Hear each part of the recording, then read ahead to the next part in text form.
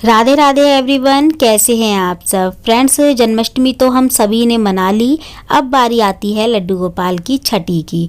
तो जितना प्रेम पूर्वक श्रद्धा से हम जन्माष्टमी मनाते हैं, धूमधाम से लल्ला का जन्मदिन मनाते हैं, उनका जन्म कराते हैं, वैसे ही हमको छठी भी मनानी चाहिए। तो जो भी लड्डू गोपाल की सेवा करते हैं, जन्माष्टमी मनाते हैं और जन्माष्टमी पर व्रत रखते हैं, तो जिनके घर भी लड्डू गोपाल है, इन्होंने श्रद्धा भाव से जो है ना जन्माष्टमी मनाई है, उन सभी भक्तजनों को लड्डू गोपाल की छठी भी जरूर मनानी चाहिए। छठी कैसे मनानी है, कब मनानी है, छठी पर क्या क्या भोग लगाना है, ये सारी विधि इस वीडियो में आपको मिलने वाली है। तो देखिए, छठी वाले दिन सबसे पहले छठी कब मनाई जाती है। तो छठी देखिए, जब जन्माष्टमी होती है ना, जन्माष्टमी से ठीक छठे दिन लड्डू गोपाल की छठी मनाई जाती है। तो इस बार ना लड्डू गोपाल की छठी जन्माष्टमी के हिसाब से 21 अगस्त को मनाई जाएगी। तो छठे दिन के 16 तारीख के हिसाब से ना छठा दिन 21 अगस्त का है। तो 21 अगस्त को ही हम जो है ना जन्माष्टमी देखिए, वैसे तो बहुत कम जगहों पे ऐसा हुआ है कि 15 अगस्त को जन्माष्टमी मनाई गई है। ज़्यादातर जो है ना पूरे भारत में जन्माष्टमी जो है ना 16 अगस्त को ही मनाई गई है। तो जिन्होंने 15 अगस्त को जन्माष्टमी मनाई है, वो 20 अगस्त को लल्ला की छठी मनाएंगे, और जिन्होंने 16 अगस्त को जन्माष्टमी मनाई है, वो जो है ना 21 अगस्त को लल्ला की छठी मनाएंगे।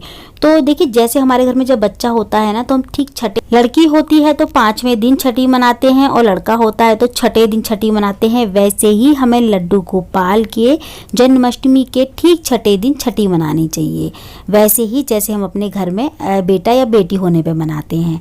ठीक है। तो यहाँ पे देखिए, हमें क्या करना है, कच्चा दूध लेना है, और कच्चे दूध में लड्डू गोपाल को 3 डुबकियाँ लगवानी है। ठीक है, 3 डुबकी लगवानी है। आप चाहें तो बिना डुबकी के आप एक प्लेट में, कांसे की प्लेट हो या पीतल की हो या फिर स्टील की कोई नई प्लेट हो, उसमें स्वास्तिक बना के वहाँ पे एक तुलसी का पत्ता रख के और आराम से लड्डू गोपाल को ऊपर से, जैसे हम पंचामृत से या शुद्ध जल से स्नान कराते हैं ना, वैसे करा सकते हैं। जैसे मैं अभी जल से करा रही हूँ, तो आप कच्चे दूध से पहले इस तरीके से स्नान करा दें, उसके बाद शुद्ध जल से स्नान करा दें। और अगर आपके घर में डुबकी लगाई जाती है, डुबकी लगवाई जाती है, तो आप डुबकी भी लगवा सकते हैं। तो 3 डुबकियाँ लगानी है। ठीक है। और नहीं तो आप इस तरीके से कर सकते हैं। आपको सुबह सुबह नॉर्मल पूजा करनी है, लल्ला को नहलाना है, स्नान कराना है, और उनकी पूजा वगैरह करके सुबह मिश्री का भोग लगा दें। उसके बाद शाम 4 बजे आपको सारी तैयारियां पहले ही कर लेनी है, भोग प्रसाद बना लेना है। उसके बाद 4 बजे के आसपास, 4 से 5 बजे के बीच में हमें छठी मनानी है। तो 4 बजे सबसे सही समय होता है। देखिए, वैसे तो हम कभी भी दिन में मना सकते हैं, सुबह 10 बजे या फिर 12 बजे, 1 बजे, 2 बजे, है ना। लड्डू गोपाल की छठी के लिए समय कोई ऐसा नहीं है कि हमें छठी इस टाइम बनानी है, लेकिन जो सही समय होता है ना, सबसे सुबह अच्छा समय होता है, वो होता है शाम को 4 बजे छठी बनानी चाहिए। 4 से 6 बजे के बीच में हम मना सकते हैं। तो 6 बजे के, अब 4 बजे के आसपास आप लड्डू गोपाल को कच्चे दूध से स्नान करा लें। उसके बाद अच्छे से नए से पीले रंग के वस्त्र पहनाएं उनको, उनका अच्छे से श्रृंगार करें, उनको नजरिए पहनाएं, हाथों में पैरों में नजरिए पहनाएं, गले में काला धागा डालें उनके, और जिस भी चीज़ से आप, जैसे भी ज्वेलरी वगैरह लेके आए हैं लड्डू गोपाल के लिए, वो पहना दें, अच्छा सा श्रृंगार कर दें। और ठीक है, उसके बाद लड्डू गोपाल को वहीं पे, जहाँ आपने लड्डू गोपाल की जन्माष्टमी मनाई थी, जहाँ दरबार सजाया था, वहीं पे हमें छठी भी मनानी चाहिए। अगर आपने दरबार वगैरह नहीं लगाया, मंदिर में ही पूजा की थी अपने घर के, तो आप अपने घर के मंदिर में ही लड्डू गोपाल की छठी मनाएं।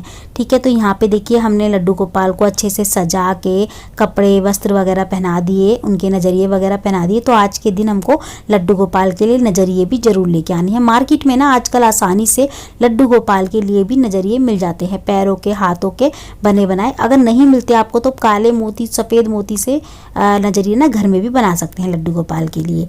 ठीक है। वैसे आपको मिल जाएंगे मार्केट से। नजरिए और काला धागा जरूर लेके आएँ लड्डू गोपाल के लिए। सबसे पहले हमको लड्डू गोपाल को विराजमान करके देसी घी का दीपक लगाना है। और सॉरी, मैं यहाँ पे ना गणेश जी रखना भूल गई थी। पूजा में हमें गणेश जी को भी जरूर शामिल करना है। जब कोई भी हम शुभ कार्य करते हैं ना, तो गणेश जी को सबसे पहले ध्यान करते हैं। तो यहाँ पे मैंने गणेश जी नहीं रखे थे, लेकिन गणेश जी का ध्यान कर लिया था मैंने। आप गणेश जी रख लें। अगर आपके घर में गणेश जी नहीं है, वैसे तो सभी घर में गणेश जी होते हैं, अगर आपके घर में नहीं है तो सुपारी पे कलावा लपेट लें और वहाँ यहाँ पे विराजमान कर लें। थोड़े से अक्षत रख के, अक्षत के ऊपर, और गणेश जी की भी पूजा करें, उनका मन में भाव रखें कि गणेश जी हैं। ठीक है। तो इस तरीके से भी पूजा कर सकते हैं। यहाँ पे देखिए, अगर आपके पास यशोदा मैया की कोई फ़ोटो तस्वीर है तो वो ज़रूर रखें पूजा में लड्डू गोपाल के साथ। अगर नहीं है तो आप गौ माता रख लें, ठीक है, माता की जगह पे।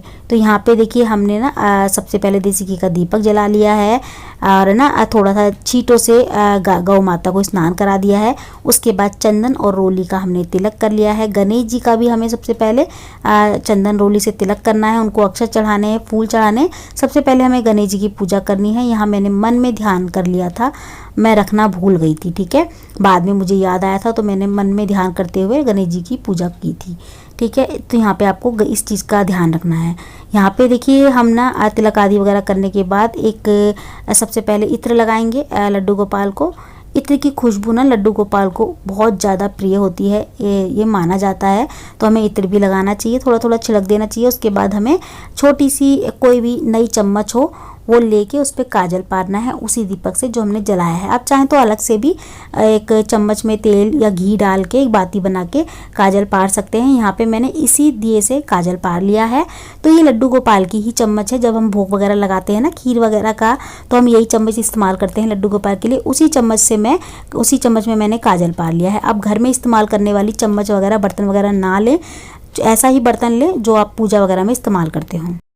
वैसे जो काजल है ना वो कांसे के बर्तन पे ही पारा जाता है। आपने देखा होगा कांसे की थाली या कांसे के बेले पे जो है ना काजल पार के वो लगाया जाता है। यहाँ पे मैंने पीतल की ना चम्मच ले ली थी, कांसे की चम्मच ले ली थी, उसी से मैंने काजल पार के लड्डू गोपाल को लगा लिया है। तो यहाँ पे हम लड्डू गोपाल की थोड़ा सा शगुन करेंगे, मतलब हल्का हल्का सा छुबा देंगे। काजल हमें लगाना नहीं है, काली नहीं करनी लड्डू गोपाल की आंखें, बस हल्का हल्का सा जैसे हम शगुन कर रहे हैं ना हल्का हल्का सा लगा देना है काजल। लड्डू गोपाल के जो पैरों के तलवे होते हैं वहाँ लगाने हैं, हाथों की हथेली पे लगाने हैं, आंखों पे लगाने हैं।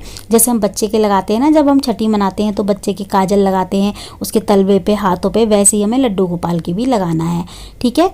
काजल लगाने के बाद हम घर में सभी मेंबर काजल लगा लेंगे, उसको बचा हुआ बाद में पूजा के बाद, ठीक है। यहाँ पे हम कुछ दक्षिणा जो है ना न्यौछावर करेंगे इस तरीके से। इस दक्षिणा को हमें बाद में या तो इसमें दक्षिणा और मिला के गौशाला में दान कर दें या फिर लड्डू गोपाल के लिए कुछ ना कुछ इस दक्षिणा से लेके आ जाएं। घर में खर्च नहीं करनी बिल्कुल भी, ठीक है। यहाँ पे दक्षिणा चढ़ा देंगे, उसके बाद हम भोग प्रसाद लेके आएंगे। तो भोग प्रसाद में देखिए हमें क्या क्या बनाना है। यहाँ पे लड्डू गोपाल की छठी हो या फिर वैसे ही नॉर्मल जब छठी करते हैं हम घर में बच्चे की, तो कड़ी चावल बनाते हैं और मीठे पुए बनाते हैं, हलवा बनाया जाता है, लपसी बनाई जाती है वैसे। लेकिन देखिए यहाँ पे हमने लड्डू गोपाल के लिए कड़ी चावल और सूजी का हलवा और पुए और पूड़ी बनाई है। तो यहाँ पे ये भोग में लगाया जाता है लड्डू गोपाल को। तो कड़ी चावल का भोग आप ज़रूर बनाएं छठी वाले दिन, ठीक है। और थोड़ी सी ना आप चाहें तो आटे का हलवा या फिर सूजी का हलवा बना लें, थोड़े से पुए बना लें। बहुत सारे घरों में देखिए इस तरीके का जैसे कड़ी चावल का भोग नहीं लगाया जाता, नॉर्मल हलवे का भोग या पुए का या फिर पूड़ी सब्जी का, इस तरीके से। तो जैसे भी आपके घर में भोग बनता है छठी वाले दिन लगता है, आप वैसे लगा सकते हैं। तो सबसे पहले हमको ना गौ माता को भोग लगाना है, उसके बाद लड्डू गोपाल को भोग लगाना है। तो कड़ी चावल का भोग लगाएंगे, हलवे का भोग लगाएंगे, गौ माता को भी साथ साथ लगाना है, गौ माता को बिल्कुल नहीं भूलना। तो गौ माता को पहले भोग लगाना है, उसके बाद लड्डू गोपाल को भोग लगाना है। देखिए बहुत सारे लोग ये मानते हैं कि छठी वाले दिन लड्डू गोपाल को भोग नहीं लगाए थे, दूध वगैरह ही पिलाते हैं खाली, है ना। ऐसा नहीं है, लड्डू गोपाल को कड़ी चावल का भोग लगाया जाता है छठी वाले दिन। बाकी आपकी अपनी श्रद्धा है, आप जैसे सोचते हैं वैसा आप कर सकते हैं, या फिर जैसा मानते हैं आपके घर में चलता आया है अब वैसा करें, ठीक है। किसी की देखा देखी ना करें। तो यहाँ पे ना हमने सभी चीज़ों का हम भोग लगा लेंगे, हमने हलवा वगैरह सभी चीज़ों का भोग लगा लिया है और भोग को हम साइड में रखते रहेंगे, ठीक है। अब बहुत सारे लोगों का सवाल होता है कि हम भोग लगाने के बाद अब इस भोग का क्या करें। ये भोग ना हम लगाने के बाद भगवान को उसके थोड़ी देर बाद, तुरंत ही नहीं करना, हमको 5-10 मिनट बाद करना है। ये भोग उठा के सभी घर में सभी मेंबरों को थोड़ा थोड़ा बांट दें या खाने की थाली में उनके रख दें, थोड़ा थोड़ा सभी के, थोड़ा थोड़ा सबको खाना है घर में। ये नहीं कि एक को ही खा लेना है, सभी को थोड़ा थोड़ा खाना है। ये प्रसाद भगवान को भोग लगते ही ये ना बहुत प्रसाद बन जाता है, तो प्रसाद ही है ये, तो एक तरीके से अमृत बन जाता है ये। और तो ये सभी को घर में खा लेना है। बाकी आप जो भी भोग प्रसाद में आप जो भी फल वगैरह लाए हैं उसका भी भोग लगा दें, मिठाई लेके आए तो उसका भी भोग लगा सकते हैं।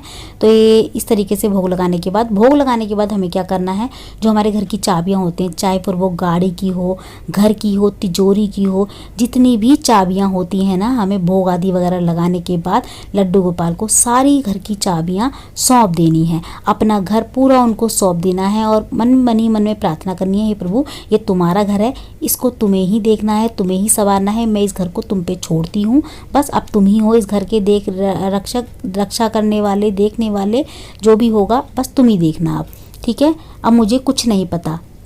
इस तरीके से बस सब कुछ लड्डू गोपाल पे छोड़ दें। और चाबी रखने के बाद इस चाबी को आपको तुरंत नहीं हटाना है, अगले दिन सुबह हटाना है, सुबह उठाना है लड्डू गोपाल के पास से, ठीक है। छठी वाले दिन आप सोचें कि थोड़ी देर बाद हम उठा लें, ज़रूरत हो किसी चाबी की तो उठाएं, वरना आप सुबह तक वहीं पे छोड़ दें। सुबह आप बेशक उठा सकते हैं नहा धो के चाबी को, और यहाँ पे चाबी रखने के बाद ये काम आप एक बार करके देखिए अगर नहीं करते तो देखिए वैसे ना ज़्यादातर लोगों को इस बारे में नहीं पता होता चाबी वगैरह के बारे में। अगर आपको नहीं पता तो एक बार आप ज़रूर करके देखिएगा, अपना घर लड्डू गोपाल को सौंप के देखिएगा, फिर देखिएगा आप, ठीक है। और यहाँ पे इसके बाद हम आरती कर लेंगे। तो हम यहाँ सबसे पहले प्रेम पूर्वक गणेश जी की आरती करेंगे। आरती करने के बाद गणेश जी की, उसके बाद लड्डू गोपाल की आरती कर लेंगे। तो जो भी आप आरती आपको आती हो आप प्रेम पूर्वक आरती कर लें। आरती करने के बाद हमें ना आरती करने के बाद एक काम बिल्कुल नहीं भूलना चाहिए। आरती जब हमारी हो जाए तो दिए को रख के और दिए के चारों ओर थोड़ा सा सीधे हाथ में जल लेके दिए के 2 बार दिए के चारों ओर फेरना है और हाथ जोड़ लेने हैं और प्रार्थना करनी है, ठीक है। ये काम हमें ज़रूर करना है। दिए को ठंडा करना है। ठंडा करने का मतलब ये नहीं कि बुझाना है, बस दिए के चारों ओर हमें जल फेरना है और हाथ जोड़ लेने हैं, बस हमारी पूजा हो जाती है संपन्न। इसके बाद हम प्रार्थना कर लेंगे। तो फ्रेंड्स, लड्डू गोपाल की छठी जो है ना इसी तरीके से मनाई जाती है, बहुत ही सिंपल तरीके से आप मना सकते हैं। और आज के लिए इतना ही, मिलती हूँ अगली वीडियो में। जय माता दी, राधे राधे।